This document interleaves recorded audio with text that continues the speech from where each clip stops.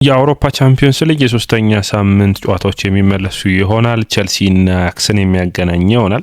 ተጠባቂ ጨዋታ ነው። ደደሞቻችን ሁለቱም ቡድኖች እንግዲህ ይህንን ጨዋታ የሚጠብቁት ነው የሚሆኑት።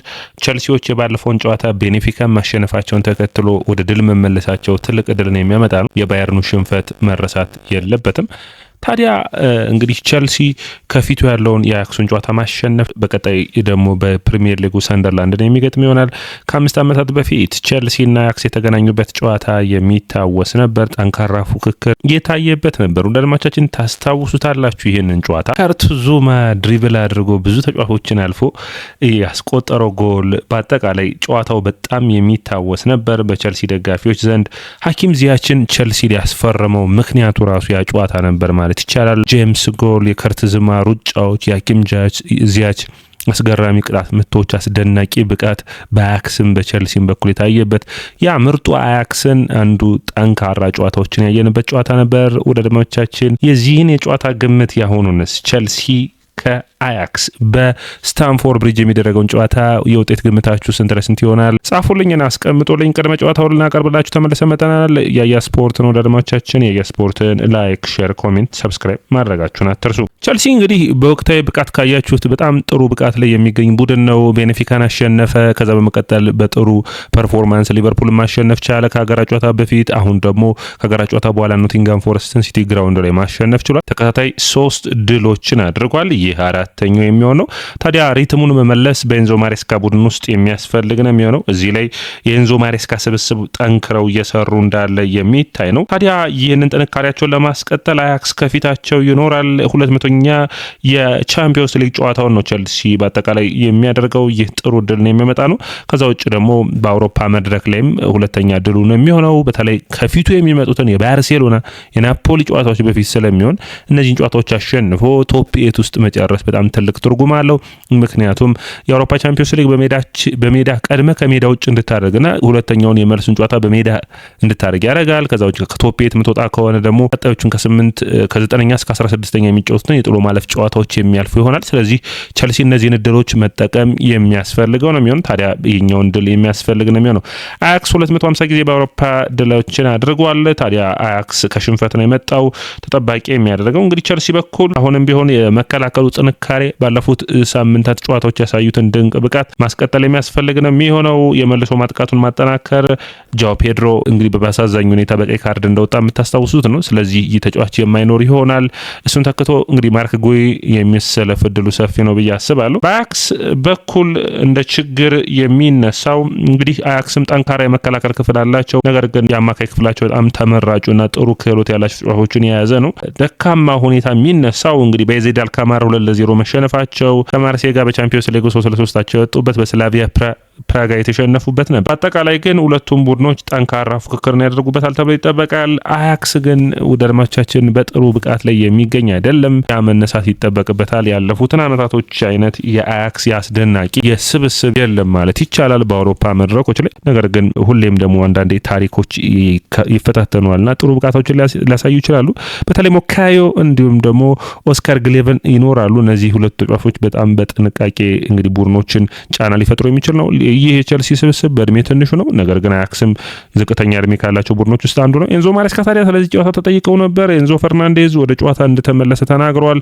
ይህ ጥሩ ዜና ነው የሚሆነው ለቸልሲ። ነገር ግን ቋሚውን ይጀምራል ብዬ ይህንን ጨዋታ አላስብም። ምክንያቱም ለሳምንቱ መጨረሻ ለሰንደርላንዱ ጨዋታ ከዛ ቀጣይ ላሉባቸው ጨዋታዎች የሚያስፈልግ ስለሚሆን ሪስኮችን ላለመውሰድ ሲባል በአንድሬ ሳንቶስ እና እንዲሁም ደግሞ በተለይ በመሀል ሜዳው ላይ በካይሴዶ መጀመር ያለበት ቸልሲ ይመስለኛል።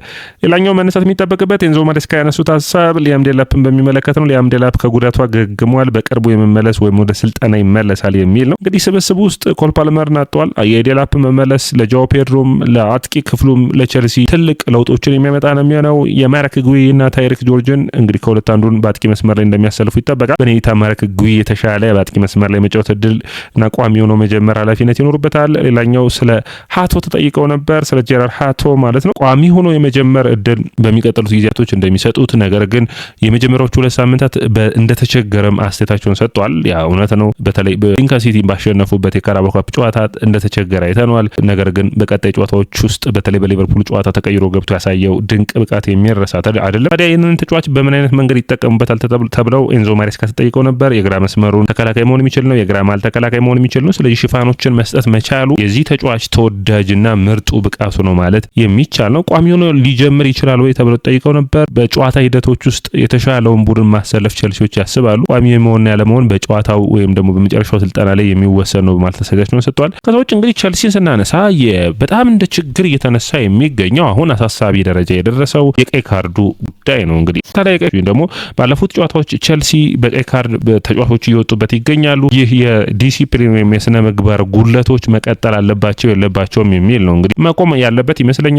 አንደኛ እንግዲህ የማሎ ጉስቶ ቀይ ካርድ፣ በተለይ ቀይ ካርዶቹን ለይተን ማየት ይጠበቅብናል። በተለይ በኔንጂታ የማሎ ጉስቶ እና እንዲሁም ደግሞ ጃኦ ፔድሮ ቀይ ካርዶች፣ ሁለቱ ቀይ ካርዶች በአውሮፓ ቻምፒዮንስ ሊግ እና በእንግሊዝ ፕሪሚየር ሊግ የታዩት የተጫዋቾቹ ስህተት እንደሆነ ስህተቶችን መድገም እንደሌለባቸው ይታየኛል። የሳንቼዝ እና የቻሎባ ግን እግር ኳስ ከነ ስህተቱም ቢሆን መውደድ የሚጠበቅብን ነውና የመጨረሻ ቡድኑን ለማዳን ያደረጉት ነው። ነገር ግን ትክክል አይደለም ያም ቢሆን።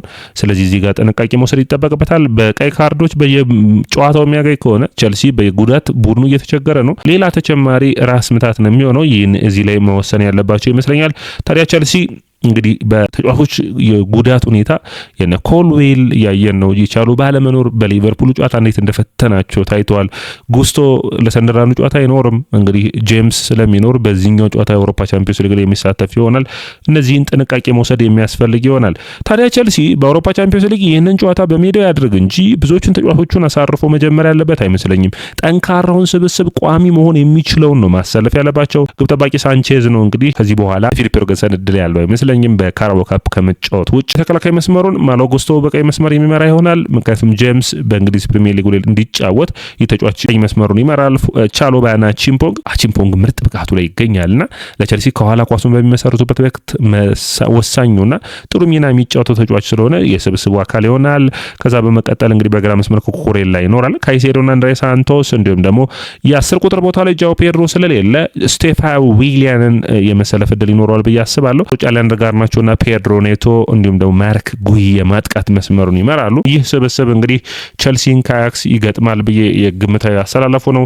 በጣም ወሳኝ ነው የሚሆነው። ቸልሲ ባለፉት ቀናቶች ውስጥ ያሉባቸውን ችግሮች ይህንን ሪትም ማስቀጠል ያስፈልጋል። ያለፉትን 4 ጨዋታዎች እድላቸውን 5ኛ፣ ቀጣይ ደግሞ ሰንደርላንድ በማሸነፍ ቀጣይ ጨዋታዎች ቀለል ያሉ ናቸው። ስለዚህ እነዛን አሸንፎ በሚገባ መወጣት የሚያስፈልግ ነው የሚሆነው።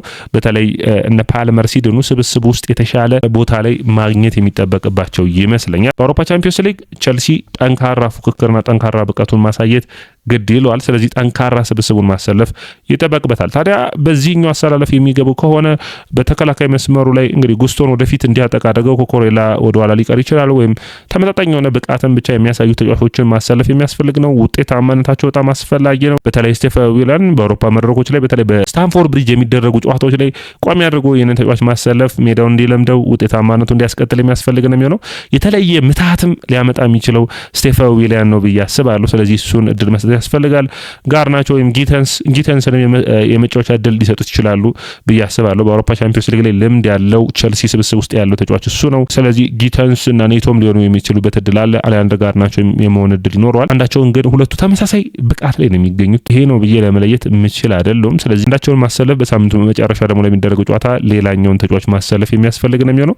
ቸልሲ በመልሶ ማጥቃት ራሱን ማጠናከር የሚያስፈልግ ነው የሚሆነው። አያክስ ላይ ብልጫዎችን መውሰድ የሚያስፈልግ ነው። አያክስ ባለፉት ሁኔታዎች እንግዲህ ያጋጠማቸውን ችግር ከማርሴይና ስላቪያ ፕራግ ጋር አድርገው አንዱ ተሸንፈው አንዱን አቻ ወጥተው ነው ያሉት። ስለዚህ ይህንን ጨዋታ ቸልሲዎች ማሸነፍ ግድ ይላቸዋል ብዬ አስባለሁ። ወደ ደማቻችን ይህ የየስፖርት ነው። የየስፖርትን ላይክ፣ ሼር፣ ኮሜንት፣ ሰብስክራይብ ማድረጋችሁን አትርሱ።